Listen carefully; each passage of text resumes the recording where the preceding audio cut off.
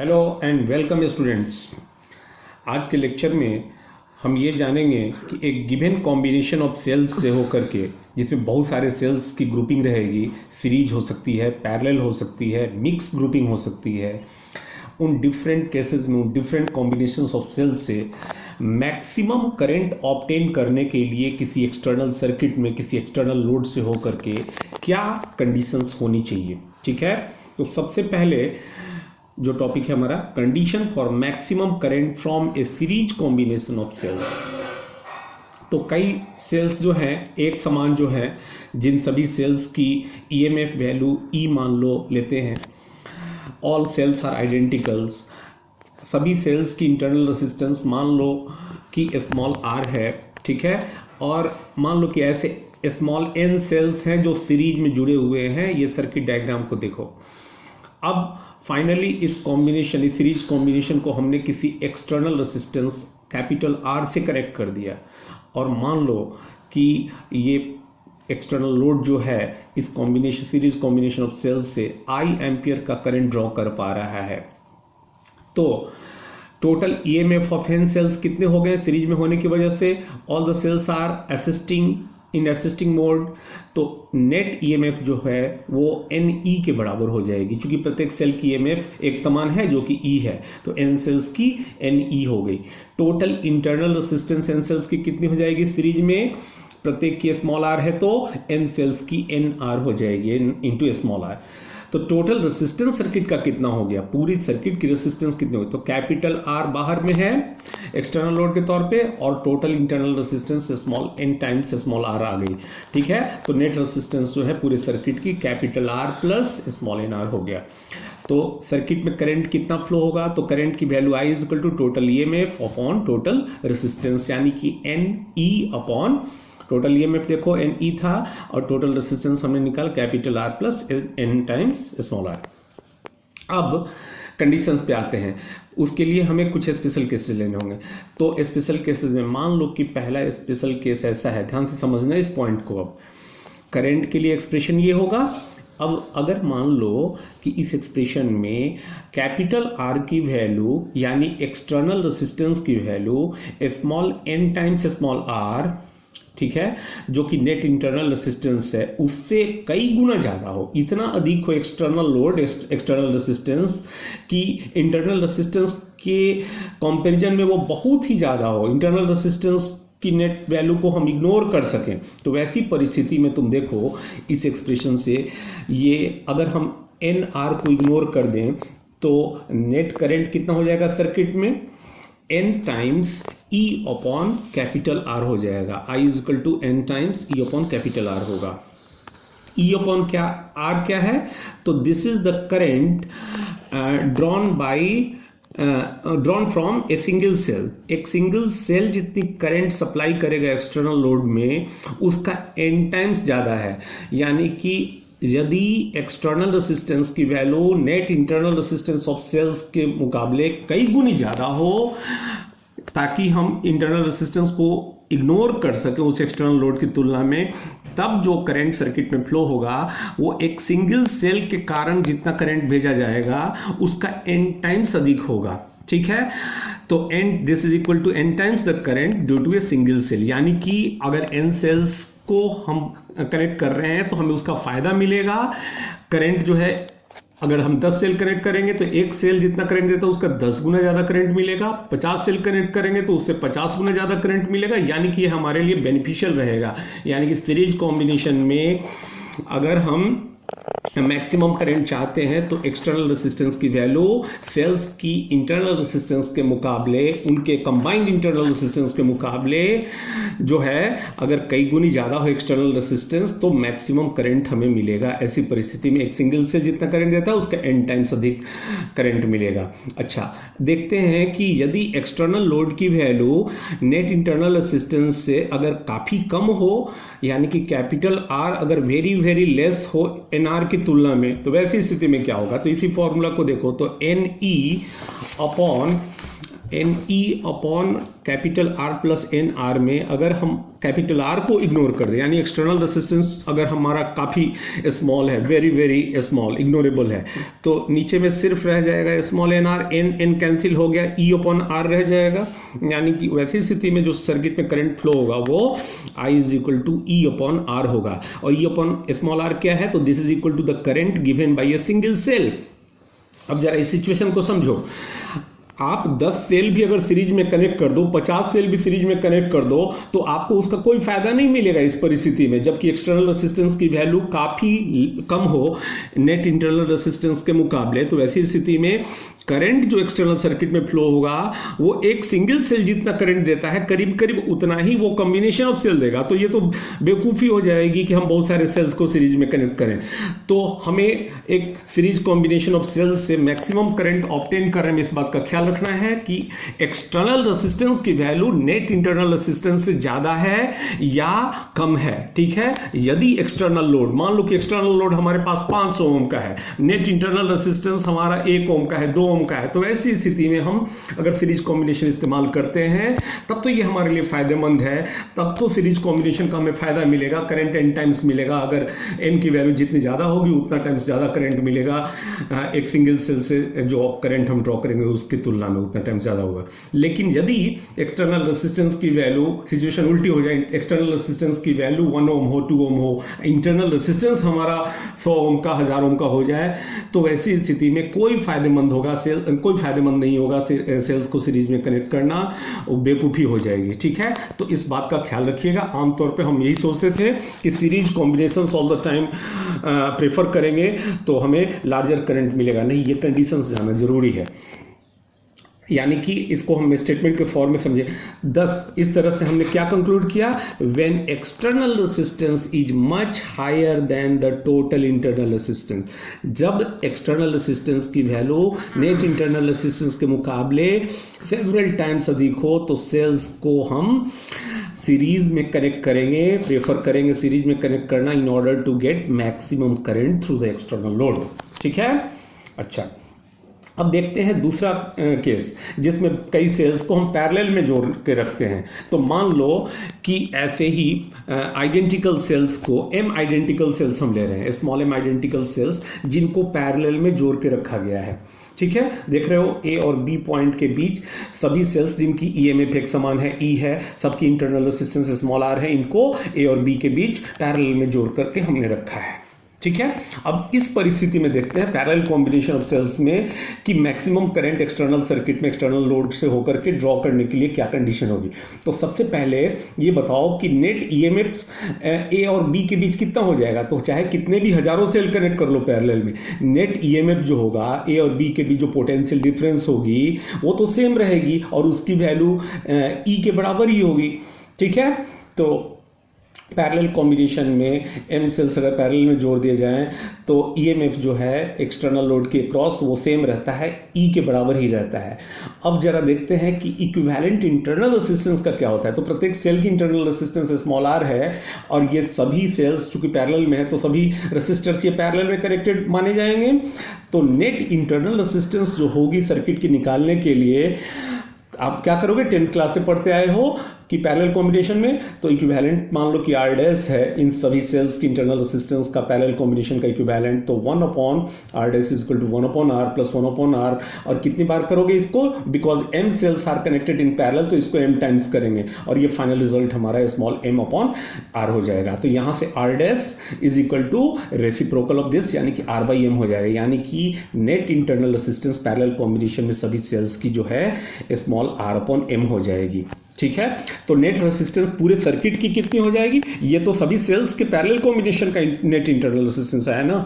अब इस सर्किट में तो इन सभी सेल्स के अलावा एक्सटर्नल लोड भी कनेक्टेड है, तो टोटल रेसिस्टेंस जो है सर्किट का capital R plus small r by m हो जाएगा। अब हमें मैक्सिमम करंट निकालेंगे तो पहले करंट के लिए एक्सप्रेशन क्या होगा, तो यहाँ करंट का जो एक्सप्रेशन होगा वो EMF, जैसा मैंने बताया कि पैरेलल में सभी हैं तो EMF जो है E रहेगा।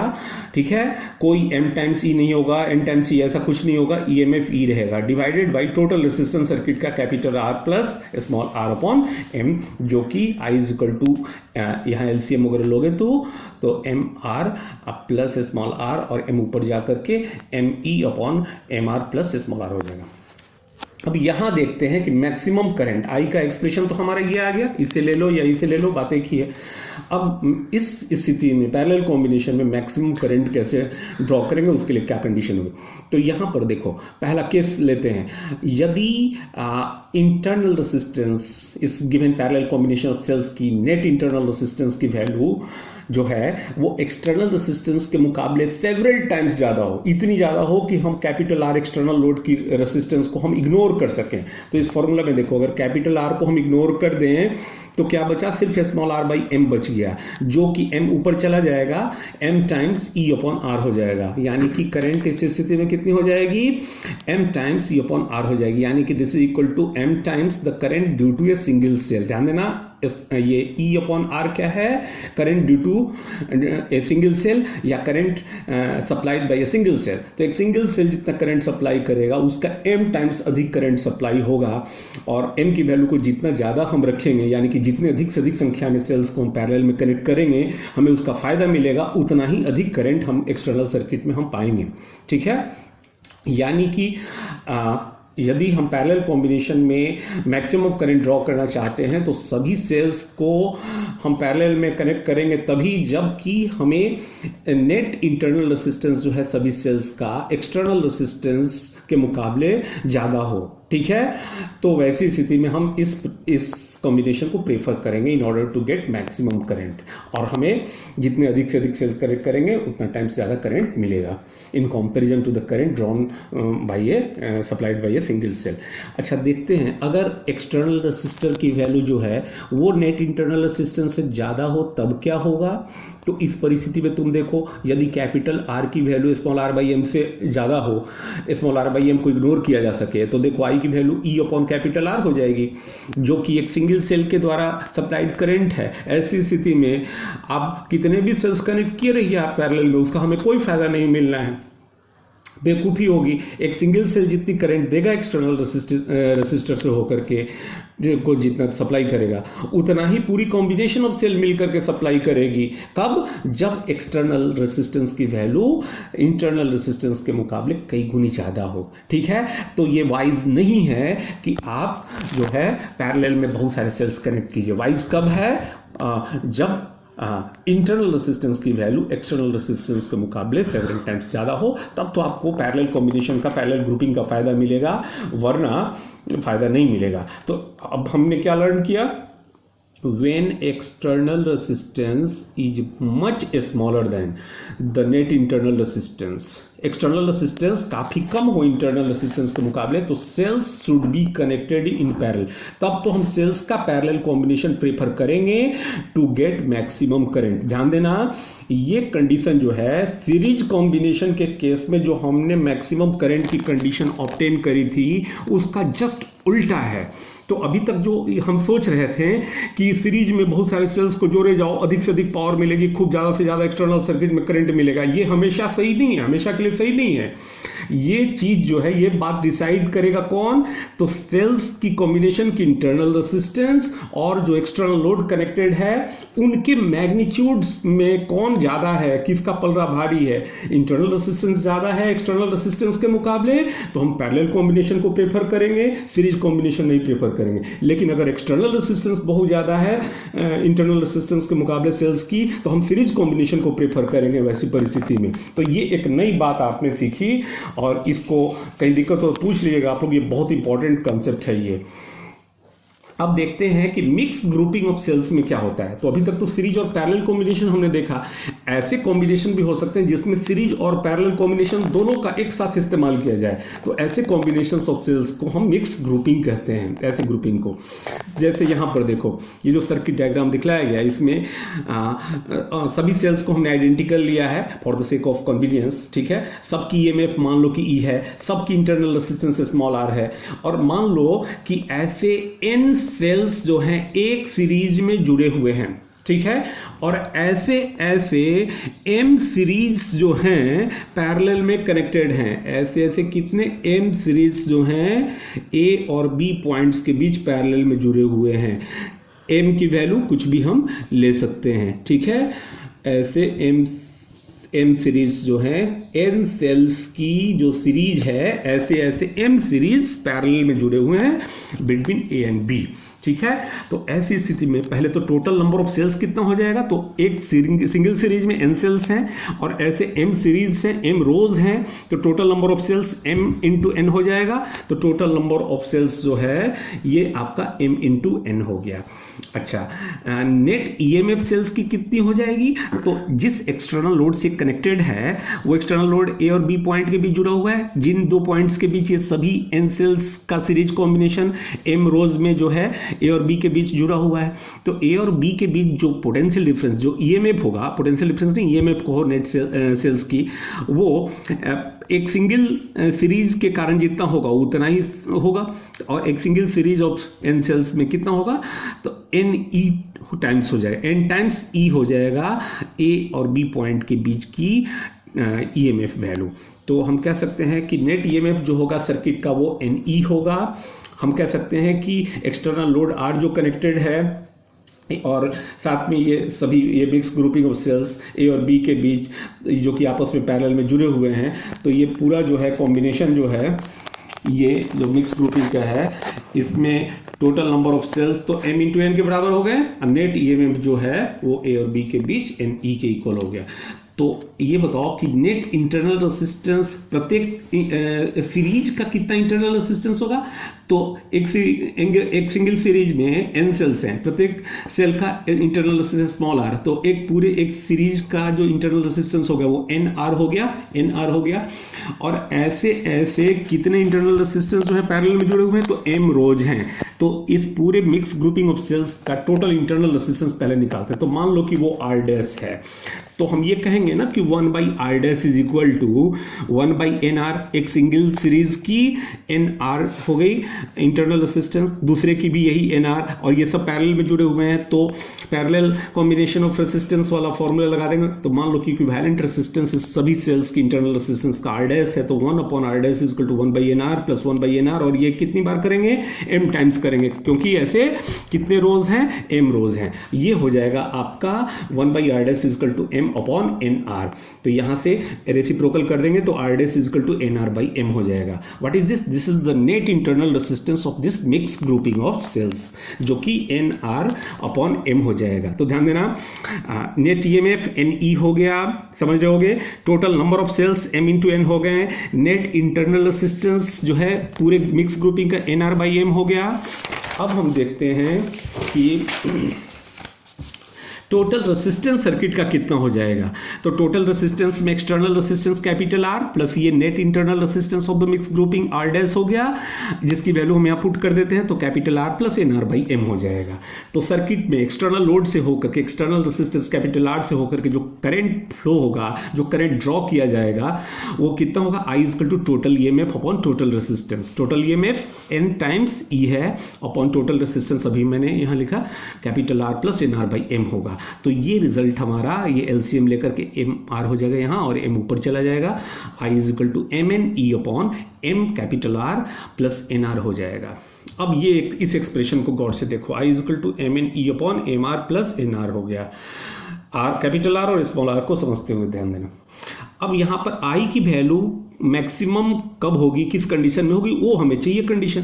तो I मैक्सिमम तब होगा ना जब डिनोमिनेटर जो है हमारा मिनिमम हो, यानी कि mr प्लस nr की वैल्यू जो है मिनिमम हो। mr प्लस nr को मिनिमम करने के लिए क्या कंडीशन होगी। अब मैं क्या कर रहा हूँ कि जो mr प्लस nr जो डिनोमिनेटर है इस एक्सप्रेशन का करंट के लिए, इसको मैं थोड़ा सा ट्रांसफॉर्म कर रहा हूँ। mr प्लस nr को हम लिख सकते हैं रूट mr का whole square plus root nr का होल स्क्वायर, ठीक है। इसको फर्दर हम ऐसे लिख सकते हैं, रूट mr का whole square plus root nr का होल स्क्वायर माइनस, अपनी ओर से हम कुछ ऐड और सब्सट्रैक्ट कर रहे हैं, देखना इसका क्या फायदा होगा, समझ भी सकते हो। तो minus 2 root under mr nr plus 2 mr root under into root nr कर दे रहे हैं। ये कैंसिल होकर 0 हो गया, लेकिन देखो इतना ऐड करके इतना सब्सट्रैक्ट कर देने से फायदा क्या होगा।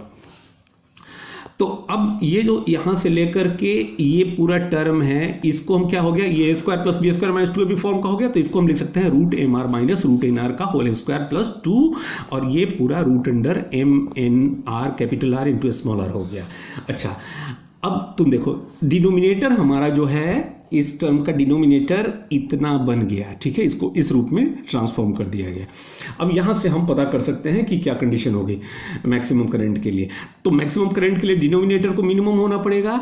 डिनोमिनेटर मिनिमम में ये वाला टर्म तो फिक्स है, इसमें 2 root under m n r r ये तो फिक्स है, इसका कुछ नहीं कर सकते हैं। अब इसको मिनिमम होने के लिए इस पूरे टर्म को क्या होना पड़ेगा, इस पूरे टर्म को, स्क्वायर वाले पूरे टर्म को मिनिमम होना पड़ेगा। अब किसी भी टर्म का स्क्वायर जो है मिनिमम वैल्यू 0 रखता है, निगेटिव तो हो ही नहीं सकता, हमेशा पॉजिटिव ही होगा, तो मिनिमम वैल्यू इस पूरे टर्म की 0 होगी, ठीक है, और 0 से कम तो कुछ हो ही नहीं सकता। तो जब मिनिमम होगी ये, तो पूरी डिनोमिनेटर मिनिमम हो जाएगी, और उस परिस्थिति में हमें आई की वैल्यू मैक्सिमम मिलेगी। तो as the perfect square can not be negative, so M R plus N R will be minimum जब if root M R minus root N R, यानी कि ये जो टर्म है ये 0 हो जाए। और ये कब होगा, जब root M R equal to root N R, यानी कि रूट हटा दो दोनों ओर से, M R equal to N R, यहां से capital R equal to N R upon M आ गया। ध्यान देना, एन आर अपॉन एम क्या था, this was equal to R dash, यानी कि net internal resistance of the given mix combination of cells. यानी कि उस परिस्थिति में जब मिक्स कॉम्बिनेशन ऑफ सेल्स की स्थिति हो और उसमें सभी सेल्स का जो मिक्स ग्रुपिंग में है उनकी net internal resistance net external resistance के इक्वल हो जाए। ध्यान देना, मैं रिपीट कर रहा हूं, net internal resistance of the given mix combination of cells जब एक्सटर्नल रेजिस्टेंस की वैल्यू के इक्वल हो जाए, तो वैसी परिस्थिति में हमें सर्किट में मैक्सिमम करंट मिलेगा, एक्सटर्नल लोड से होकर के मैक्सिमम करंट ड्रॉ किया जाएगा। And this is the required condition in mix grouping for obtaining maximum current from this given combination of mix grouping of cells. तो क्या हो गया, एक्सटर्नल रेजिस्टेंस की वैल्यू जब total internal resistance of cells के equal हो जाए तो हमें मैक्सिमम करंट मिलेगा मिक्स ग्रुपिंग में, और हम मिक्स ग्रुपिंग को प्रीफर करेंगे। तो in a mix grouping of cells the current through the external resistance will be maximum if the external resistance is equal to the total internal resistance of the cells. समझ में आ रही बात? तो ये तीनों अलग अलग कॉम्बिनेशन ऑफ सेल्स में, series, parallel and mix grouping में कब किस परिस्थिति में मैक्सिमम करंट ऑब्टेन किया जा सकेगा एक एक्सटर्नल सर्किट के द्वारा, एक एक्सटर्नल रेजिस्टेंस के द्वारा। उम्मीद है आपने ठीक से समझा होगा। कोई डाउट हो पूछ लेना, ठीक है। आज के लिए इतना ही, थैंक यू।